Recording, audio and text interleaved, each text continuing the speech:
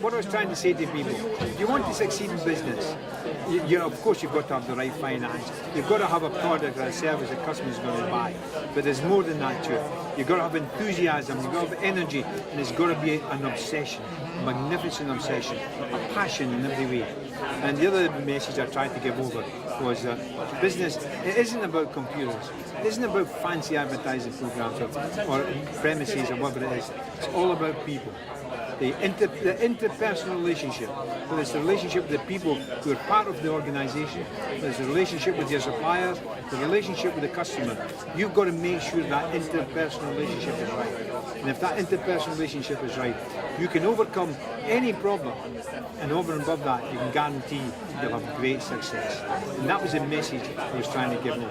Okay. Another message I heard you saying was, marry the girl next door. Would you say that's one of your top 3 business tips for young entrepreneurs out there? I'd say that was number 1.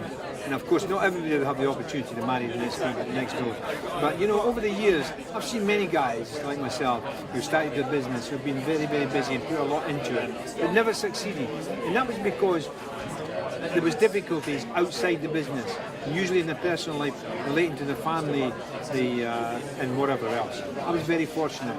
The girl that I married next door, right, she was there to support me, and I never ever felt guilty because I was working that I wasn't at home, and I never felt guilty when I was at home.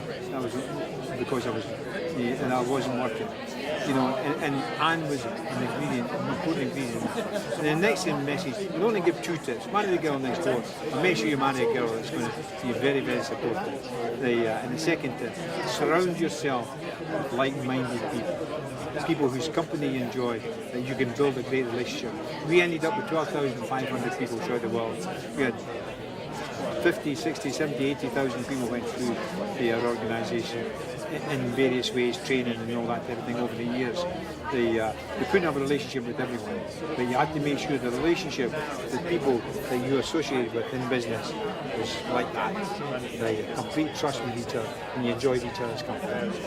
Excellent. And you entered the startup world years before now. Would you, but in the climate at the moment, would you give anyone any advice? What do you think is the main barrier to people trying to start businesses at the moment? The main thing stopping people from starting business is themselves. It's as simple as that. It's themselves. There are opportunities out there. Now, I have to stress, you've got to be sure you've got a product or a service that you want. Provided they have that, there's opportunities out there every day of the week. And if you've got the ability to have the self-motivation, and it's about self-motivation, the person that starts to really analyse, should I do it or shouldn't do it, will never ever do it. You get analysis paralysis. If you're going to do it, do it. Make sure you've done all your homework beforehand, and make sure you're highly self-motivated and you're able to give the time and energy that's required. Over the years, I've received a number of awards, right? In fact, quite a number. Some people say to me, "Do these awards do anything?" They do. You know, we get up in the morning, and what we want to do is we want to feel good about ourselves. And if there's public recognition, by giving the organisation an award, then I tell you, that feeds right through the organisation. It feeds through to the person who's responsible for leading the organisation, and it feeds through to everybody else who's there. So awards are very, very important.